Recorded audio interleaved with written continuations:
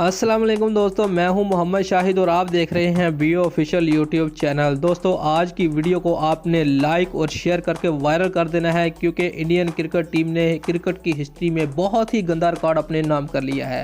दोस्तों हफ्ता के रोज़ अडल्ट ओवल में ऑस्ट्रेलिया के खिलाफ डे नाइट पहले टेस्ट की तीसरे दिन की इब्तदाई सेशन में भारतीय टीम सिर्फ 36 रन बनाकर पवेलियन लौट की। ये भारत का उसकी टेस्ट क्रिकेट की 88 साल तारीख का कम तरीन स्कोर है।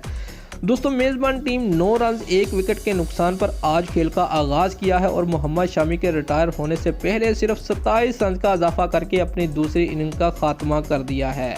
दोस्तों ऑस्ट्रेलिया को चारों मैचों की सीरीज में 1-0 की बढ़तरी हासिल करने के लिए सिर्फ 90 रन की ज़रूरत है। फास्ट बॉलर जोश हेजलवुड ने 8 रन की औसत 5 और पीटर कॉम्स ने 21 रन देकर 4 खिलाड़ियों को आउट किया। 2 साल कबल ऑस्ट्रेलिया अपनी पहली टेस्ट सीरीज की फतह को दोहराने की हिंदुस्तान की उम्मीदों को भारी धचका लगा दिया। दोस्तों अगर आपको हमारी ये वीडियो अच्छी लगी है तो लाइक और कमेंट ज़रूर करें और हमारे चैनल को सब्सक्राइब करना मत भूलिए। शुक्रिया।